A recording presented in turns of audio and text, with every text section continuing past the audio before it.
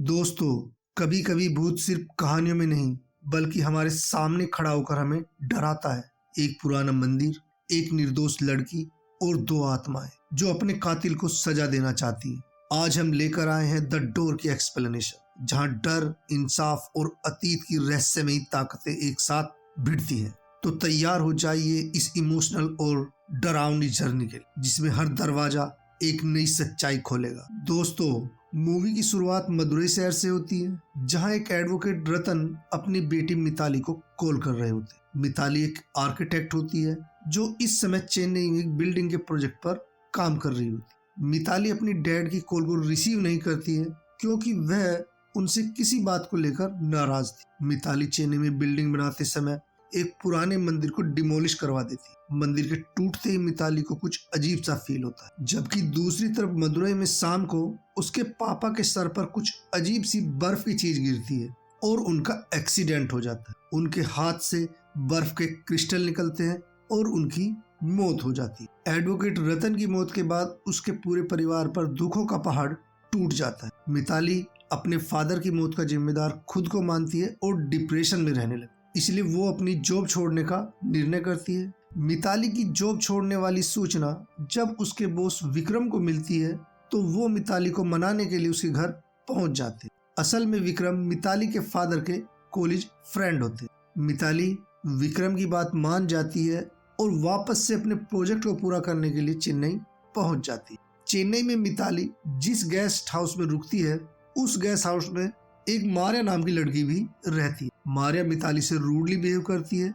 Next day Mitali office पहुंचकर सारा दिन काम करती है और शाम को काम खत्म होने के बाद मिताली जैसे ही घर के लिए निकलने वाली होती है, तभी उसके पास ऑफिस का एक कलीग विनायक आता है और उससे कहता है कि मेरी जगह तुम मंदिर वाली साइड पर जाकर ठेकेदार से मीटिंग कर लो। मिताली को ना चाहते हुए विनायक की हेल्प करनी पड़ती है। मिताली को कार से छोड़ते समय ड्राइवर मिताली को बताता है कि उसकी वाइफ की डिलीवरी होने वाली है। जिस हॉस्पिटल में उसकी वाइफ एडमिट है वह पास में ही है, इसलिए मैं अपनी वाइफ को देखकर थोड़ी देर में वापस आ जाऊंगा। मिताली साइट पर पहुंचकर ठेकेदार से मीटिंग करने लगती है।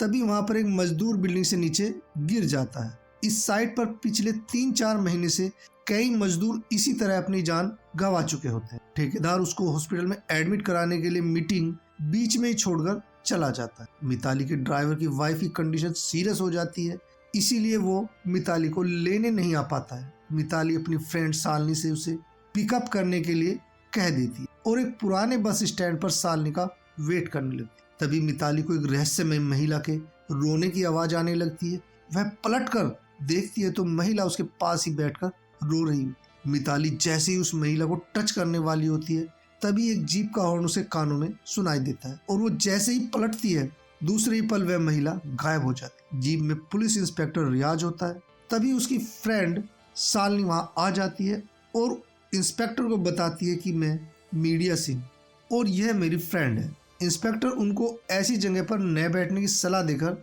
चला जाता है और शालिनी मिताली को लेकर घर चली जाती है। नेक्स्ट मॉर्निंग शालिनी खबरें लेने के लिए पुलिस स्टेशन जाती है, जहां उसे इंस्पेक्टर रियाज एक बार फिर मिलता है। दोनों के बीच बातचीत होती है, जान पहचान बढ़ती है और दोनों एक दूसरे का नंबर शेयर कर। इसी रात अचानक से मिताली के घर की लाइट ब्लिंकिंग करने लगती और अचानक से लाइट चली जाती। मिताली को एक महिला के रोने की आवाज आने लगती और उसके आसपास एक साया मंडराने लगता। मिताली आवाज का पीछा करते करते ऊपर के कमरे में जाने लगती, जिसमें मारिया रहती थी। मारिया के कमरे से किसी के दीवार से सर पटकने की आवाजें आ रही थी। जैसे मिताली कमरे का गेट खोलने वाली होती है, तभी लाइट आ जाती और इसी के साथ आवाज आना भी बंद हो जाता है। इसके बाद मिताली धीरे धीरे अपने रूम में वापस आ जाती है। नेक्स्ट मॉर्निंग जब मिताली मारिया से मिलती है तो उसके सर पर चोट लगी होती। चोट के बारे में पूछने पर मारिया बताती है कि वह कबर्ड से टकरा गई थी। इसके बाद बात आई गई हो जाती। इसी रात में मारिया के साथ एक अजीब घटना घटती है और सोते सोते अचानक से उठकर वह दीवार में अपना सर पटकने लगती। जब सुबह होती है तो मिताली देखती है कि काफी टाइम होने के बाद भी मारिया अपने ऑफिस नहीं गई है, इसलिए वह उसके कमरे में जाकर चेक करती है तो देखती है कि मारिया के सर पर चोट लगी हुई है और वह बेहोशी की अवस्था में अपने बेड पर लेटी हुई है। मिताली डॉक्टर को बुलाती है और अच्छे से ट्रीटमेंट करवाती है। इस वजह से मिताली और मारिया में दोस्ती हो जाती है। एक दिन मिताली ऑफिस में एक मीटिंग अटेंड कर रही होती है, तभी उसकी खिड़की पर एक लड़की यूनिफॉर्म में दिखाई देती है, जिसके शरीर पर काफी चोटें लगी हुई होती है और वह दर्द से कर्रा रही होती है और कुछ देर बाद अचानक से गायब हो जाती। इसी रात मिताली और मारिया गेस्ट हाउस में खाना बना रहे होते हैं। तभी किसी काम से मिताली अपने कमरे में जाती है तो उसके कमरे की लाइट ब्लिंकिंग होने लगती है और उसे एहसास होता है कि शायद उसके कमरे में कोई और भी है और वह जैसे ही वहां से भागने लगती है तभी कमरे का गेट बंद हो जाता है और उसकी चीख निकल जाती है, जिसकी आवाज सुनकर मिताली कमरे में पहुंचती है तो देखती है कि वह डरी हुई जमीन पर बैठी हुई थी। कुछ देर बाद जब मारिया नॉर्मल होती है तो उसको सारी बातें बता कि उसके साथ क्या क्या घटित हुआ है। इसके बाद दोनों अपने अपने कमरे में सोने चली जाती है। रात में सोते समय मिताली को एक सपना आता है जिसमें वह उस लड़की को देखती है जो उसको ऑफिस में खिड़की पर दिखाई दी थी और साथ ही साथ उस महिला को भी देखती है जो उसे बस स्टैंड पर रोते हुए दिखाई दी। नेक्स्ट मॉर्निंग शालिनी मिताली को लेने आती है तो देखती है कि मिताली अभी भी सो रही है और जब वह मिताली को उठाती है तो वह बहुत ही घबराई हुई होती है और रात के सपने में दोनों को सारी बातें बता देती है, जिसको सुनकर शालिनी समझ जाती है कि यह भूत प्रेत और आत्माओं का मामला है। इसलिए वह अपने एक फ्रेंड विश्वा को बुलाती है जो कि पैरानॉर्मल एक्टिविटीज के बारे में रिसर्च कर रहा होता है। विश्वा घर की अच्छे से जांच पड़ताल करता है और मिताली को बताता है कि कोई एनर्जी है जो आपसे संपर्क करना चाहती, कुछ आपको बताना चाहती और इसके लिए वह उसे उस पुराने बस स्टैंड पर पहुंचता है जहां पर वह महिला पहली बार मिताली को दिखाई दी। लेकिन जब मिताली बस स्टैंड पर पहुंचती है तो वह बस स्टैंड एकदम बदला हुआ होता है। विश्वा मिताली से कहता है कि अपने सबकॉन्शियस माइंड पर दबाव डालो और पता करने की कोशिश करो कि तुमसे हाल फिलहाल में क्या गलती हुई है। मिताली हालिया घटनाओं के बारे में काफी सोच विचार करती है और फिर अचानक से उसको याद आता है कि उसने एक पुराने मंदिर को डिमोलिश करवाया था, इसलिए वह उस मंदिर की हिस्ट्री निकलवाने के लिए अपने असिस्टेंट विनायक को कहती। लेकिन विनायक के काफी प्रयास करने के बाद भी उसे उस मंदिर के बारे में ज्यादा जानकारी नहीं मिल पाती, इसलिए वह एक बार फिर से विश्वा से बात करती। विश्वा और मिताली उस लड़की और महिला के बारे में डिस्कस कर ही रहे होते हैं, तभी अचानक से विश्वा मिताली के फादर में बदल जाता है और मिताली डर जाती। थोड़ी देर बाद विश्वा वापस से अपने असली रूप में आ जाता है। विश्वा मिताली से इस घटना के बारे में पूछता है तो मिताली उसे बताती है कि जहां तुम बैठे हो थोड़ी देर पहले मेरे फादर बैठे थे और उनके पीछे वही महिला खड़ी थी जो मुझे बस स्टैंड पर दिखाई दी। विश्वा मिताली से कहता है कि इस महिला का संबंध तुम्हारे फादर से कुछ न कुछ जरूर था। उस महिला के बारे में ज्यादा जानकारी इकट्ठा करने के लिए मिताली अपने घर पहुंच जाती। घर जाने पर मिताली घर की छानबीन करती है और उसके हाथ वह डॉक्यूमेंट लग जाते हैं जो उसके फादर एक्सीडेंट के समय अपने बैग में ले रहे थे। उन डॉक्यूमेंट्स की जांच करने पर पता चलता है कि उसमें 2 भाइयों की फोटो है जो उस बस स्टैंड के पास एक्सीडेंट होकर मारे गए थे, जहां पर उनको वह महिला दिखाई दी। उन डॉक्यूमेंट में पुराने घर की फोटो मिलती है। उस घर के बारे में जानकारी प्राप्त करने के लिए मिताली उस फोटो को अपने फ्रेंड शालिनी को व्हाट्सएप के थ्रू भेज देती। शालिनी इंस्पेक्टर रियाज के साथ उस फोटो स्टूडियो पहुंच जाता है जहां पर उस घर की फोटो खींची गई और उस फोटो स्टूडियो के ओनर को वह घर दिखाकर उसके बारे में जानकारी इकट्ठा करने की कोशिश करता है और साथ ही साथ उन 2 लोगों की फोटो भी दिखाता है जिनका बस स्टैंड पर एक्सीडेंट हुआ। फोटो स्टूडियो का ओनर उनको बताता है कि वहां पर 2 लोग नहीं बल्कि 3 लोगों की मृत्यु हुई। इन 2 लोगों के एक्सीडेंट के बाद उनका तीसरा भाई हार्ट अटैक से मर गया था और उस तीसरे भाई की फोटो भी शालिनी को दे देता है। शालिनी सारी जानकारी मिताली को फोन पर बता देती है। मिताली और ज्यादा जानकारी निकालने के लिए अपने बॉस विक्रम के पास पहुंच जाती और उनसे उस मंदिर वाली प्रॉपर्टी के बारे में पूछताछ करने लगे। विक्रम मिताली को बताता है कि वह प्रॉपर्टी एक महिला की प्रॉपर्टी थी जिसको प्रोजेक्ट ओनर के फादर ने खरीदा था और उनकी हार्ट अटैक से मौत हो चुकी, लेकिन विक्रम उस महिला का नाम नहीं बता पाता है जो उस प्रॉपर्टी की रियल ओनर थी। और ज्यादा जानकारी निकालने के लिए मिताली इंस्पेक्टर रियाज से मिलती है जो उसे बताता है कि जब इन 2 लोगों का एक्सीडेंट हुआ था उसी साल इस प्रॉपर्टी की ओनर की भी मौत हो गई। इंस्पेक्टर रियाज पुलिस रिकॉर्ड से उस एक्सीडेंट की फाइल निकालते हैं जिससे उन्हें उस केस को इन्वेस्टिगेशन करने वाले इंस्पेक्टर कुमार के बारे में पता चला। इंस्पेक्टर रियाज, मिताली और शालिनी तीनों लोग मीडिया के लोग बनकर इंस्पेक्टर कुमार से मिलते हैं। कुमार उन्हें बताता है कि ये तीनों भाई शहर के बहुत बड़े बिल्डर थे। इन्हीं लोगों ने वह मंदिर वाली जगह एक महिला से खरीदी थी। उस महिला की एक 14-15 साल की लड़की भी थी। इस महिला का एक आदमी जिसका नाम राम था, उससे अवैध संबंध था। इस महिला ने अपने प्रेमी के साथ दूसरी जगह शिफ्ट होने के लिए इस प्रॉपर्टी को इन तीनों भाइयों को बेच दिया था, लेकिन उसका प्रेमी सारे रुपए लेकर वहां से भाग जाता है। इस गम में वह महिला अपनी बेटी के साथ आत्महत्या कर लेती। इन सारी सूचनाओं से मिताली को इस केस के बारे में उसके फादर और उस महिला का कोई भी संबंध नहीं मिल पाता, इसलिए वह इस केस को और ज्यादा डिटेल से समझने के लिए उस महिला के प्रेमी राम से मिलने का निर्णय कर। दूसरी तरफ रात में इंस्पेक्टर कुमार के घर पर दोनों माँ बेटी की आत्माएं अटैक कर देती हैं और उसकी बॉडी को बर्फ की तरह जमा कर मार डालती, जिससे उसकी मौत हो जाती। Next morning inspector Riyaz hit and run case और सुसाइड केस की फाइल लेकर मिताली के पास पहुंच जाता। इन डॉक्यूमेंट से उन्हें एक डॉक्टर सिल्वा का पता चलता है। सभी लोग सिल्वा से मिलने उसके घर पहुंच जाते हैं। डॉक्टर सिल्वा अब लोगों का ट्रीटमेंट नहीं करते और हमेशा दारू के नशे में धुत रहते थे। मिताली को उस डॉक्टर से कोई खास इंफॉर्मेशन नहीं मिलती है। इंस्पेक्टर रियाज मिताली को बताता है कि 1-2 दिन में इस प्रॉपर्टी के पेपर की कॉपी हमें मिल जाएगी। दूसरी तरफ उसी रात उस महिला की आत्मा डॉक्टर सिल्वा को दिखाई देती है और अंत में उसकी हत्या कर देती। 1-2 दिन बाद मिताली को प्रॉपर्टी के पेपर मिलते हैं, जिसमें उन्हें राम और खुद उसके पिता के बारे में पता चलता है, जो इस प्रॉपर्टी की डीलिंग के विटनेस होते हैं। उन आत्माओं के बारे में सारी सच्चाई जानने के लिए सभी लोग निर्णय करते हैं कि राम से मिला जाए, क्योंकि इस केस से जुड़ा हुआ सिर्फ राम ही था जो अभी भी बचा हुआ था। राम का पता निकालने की रियाज एक इंस्पेक्टर की मदद लेता है, जो उसे बताता है कि दिसंबर 1992 में राम एक हवाला केस में जेल गया था और वहां से निकलने के बाद वह रवि नाम के आदमी के साथ कहीं चला गया और शायद रवि ही राम के बारे में बता सकता। इसलिए मिताली, शालिनी और विश्वा रवि को ढूंढते ढूंढते कुन्नूर पहुंच जाते, जबकि इंस्पेक्टर रियाज को कुछ इंपॉर्टेंट काम आ जाता है और वह शालिनी को कहता है कि वह 2 दिन बाद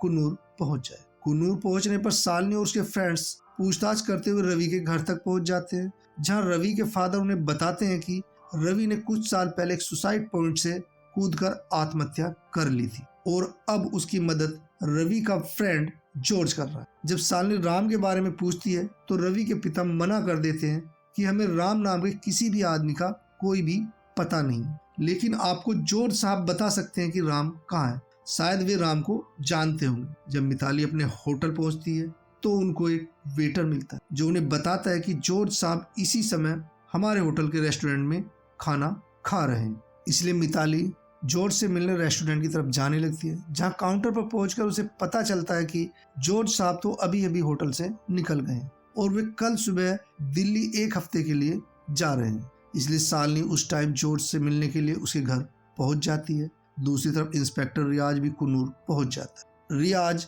शालिनी और विश्वा के सामने अपना शक प्रकट करते हुए बताता है कि डॉक्टर सिल्वा, इंस्पेक्टर कुमार और बिल्डिंग से गिरने वाले लोगों के पीछे कहीं ना कहीं मिताली का हाथ है। लेकिन विश्वा रियाज को सच्चाई बताते हुए कहता है कि असल में मिताली के पीछे एक माँ बेटी की आत्मा पड़ी हुई है, जो हमेशा उसका पीछा करती है। मुझे यकीन है कि यह सभी मर्डर उन्हीं दोनों आत्माओं ने किए हैं। तभी इंस्पेक्टर रियाज के पास उसके साथी इंस्पेक्टर का फोन आता है, जो उन्हें राम की पुरानी फोटो भेजता है। दूसरी तरफ मिताली राम से जॉर्ज के बारे में पूछती है। जॉर्ज उसे राम के बारे में बताने लगता है और कहानी यहाँ से फ्लैशबैक में चली जाती है, जहाँ राम एक छोटा मोटा नौकर होता है जो उस महिला के घर के आसपास काम करता था। एक दिन राम देखता है कि उस विधवा महिला से मिलने 3 बिल्डर भाई आए हुए हैं और उस महिला से उस प्रॉपर्टी को बेचने के लिए दबाव डाल रहे हैं, लेकिन वह महिला उस प्रॉपर्टी को बेचने से मना कर दी। वह महिला बहुत पैसे वाली थी और उसका कोई भी रिश्तेदार नहीं था। उस घर में वह महिला और उसकी बेटी ही रहते थे। राम धीरे धीरे उस महिला और बेटी से मेलजोल बढ़ा लेता है और उनके घर आने जाने लगता है। इस घर में एक देवी का मंदिर होता है, जो उस महिला की कुल देवी होती है। यह महिला राम को बताती है कि उनकी कुल देवी इतनी शक्तिशाली है कि उसके रहते हुए कोई भी आत्मा इस घर से बाहर नहीं जा सकती। कुछ दिन बाद बिल्डर भाई उसके घर आते हैं और उस पर घर बेचने के लिए प्रेशर डालते, लेकिन तभी वहां पर राम आ जाता है, जिसको देखकर तीनों लोग वहां से चले जाते। राम उस महिला से कहता है कि मैं तुमसे शादी करना चाहता हूँ, और जब घर में कोई मर्द रहेगा तो इस तरह का कोई भी तुम पर प्रॉपर्टी बेचने के लिए दबाव नहीं डाल पाए। उस महिला को भी राम की बात सही लगती है और दोनों एक दूसरे से गले लग जाते हैं। तभी अचानक से तीनों भाई वापस आ जाते और उनको इस हालत में देखकर कहते हैं कि हम सभी गांव वालों को तुम्हारे अवैध संबंधों के बारे में बता देंगे और सबको कहेंगे कि तुमने इस आदमी के साथ मिलकर अपने पति को मार दिया है। असल में राम उन तीनों भाइयों से मिला हुआ होता है और यह सब उन लोगों की चाल होती है उसकी प्रॉपर्टी हत्याने के लिए। तभी वहां पर उस महिला की बेटी आ जाती है, जिसको राम पकड़ लेता और उसका मुंह दबा लेता है। तीनों भाइयों में से सबसे बड़ा भाई उस महिला को प्रॉपर्टी के पेपर साइन करने के लिए कहता है, और जैसे ही वह महिला प्रॉपर्टी के पेपर पर साइन करने वाली होती है, तभी उसकी बेटी दम घुटकर मर जाती। अपनी बेटी के मरते ही वह सबसे बड़े भाई से हाथापाई करने लगती और कहती है कि जमीन के टुकड़े के लिए तुमने मेरी बेटी को मार दिया है। तभी पीछे से राम उसके सर पर वार करता है और उसको मार देता है। उस महिला के मरने के बाद प्रॉपर्टी के पेपर पर उस महिला के अंगूठे का निशान ले लिया जाता है। माँ बेटी दोनों की लाशों को ठिकाने लगाने के लिए इंस्पेक्टर कुमार की मदद ली जाती है। इंस्पेक्टर कुमार उनको डॉक्टर सिल्वा के पास भेज देता है। डॉक्टर सिल्वा अक्सर इस तरह की लाशों को लावारिस बताकर एनजीओ वालों को दे देता है और बाद में एनजीओ वाले इन लाशों का अंतिम संस्कार कर देते थे, जिससे कि किसी भी तरह का कोई भी सबूत नहीं रहता था। नेक्स्ट डे तीनों भाई मिताली के फादर एडवोकेट रतन से प्रॉपर्टी ट्रांसफर की बाकी की फॉर्मेलिटीज पूरी कराने के लिए कहते हैं और उन डॉक्यूमेंट को पूरा करने की फीस उनकी बेटी मिताली के हाथ में दे देते हैं। इसके बाद एडवोकेट रतन वहां से चले जाते हैं। तीनों भाई उस मकान को लॉक करने के बाद जैसे ही बाहर निकल रहे होते हैं, तभी उस महिला की आत्मा आ जाती है और दो भाइयों को रोड एक्सीडेंट में मार देती तथा तीसरे भाई को गला दबाकर मार डाल। और जैसे ही वह राम को मारने वाली होती है तो राम उस प्रॉपर्टी से बाहर निकल जाता है। वह आत्मा मंदिर होने के कारण उस प्रॉपर्टी से बाहर नहीं निकल पाती है, जिसका फायदा उठाकर राम वहां से भाग जाता और बाद में उसे पुलिस पकड़ लेती। कुछ सालों बाद जब यह मंदिर टूटता है तो उस महिला की आत्मा उस प्रॉपर्टी से आजाद होकर सभी दोषियों को मार डालती और इसी के साथ मूवी वापस से प्रेजेंट टाइम में आ जाती, जहां मिताली जॉर्ज से बात कर रही हो। तभी मिताली को इंस्पेक्टर रियाज का फोन आता है और वह राम की फोटो के बारे में मिताली को बताता है और उसके मोबाइल पर उसकी पिक्चर को सेंड कर देता है। मिताली जब फोटो को देखती है तो शॉक हो जाती है, क्योंकि वह पिक्चर जॉर्ज की होती है। मिताली समझ चुकी होती है कि राम और जॉर्ज एक ही शख्स। मिताली के चेहरे के भाव देखकर जॉर्ज समझ जाता है कि कहीं कुछ गड़बड़ है। मिताली उसे बता देती है कि तुम ही राम हो।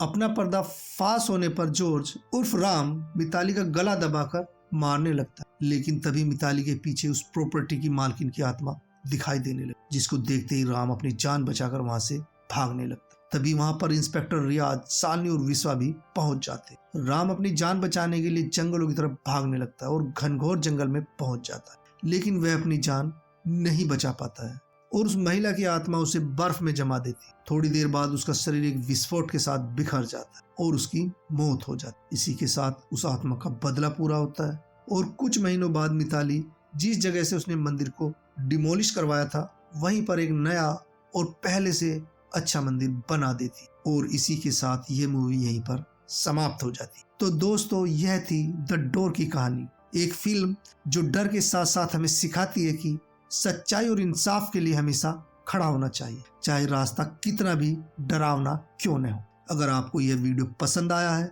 तो लाइक और सब्सक्राइब करना मत भूलना और कमेंट्स में बताएं आपको कौन सा स्कैर्ड मोमेंट सबसे ज्यादा डरावना। नेक्स्ट टाइम हम फिर आएंगे एक और स्पाइन चिलिंग कहानी के साथ। तब तक के लिए dare to face the door.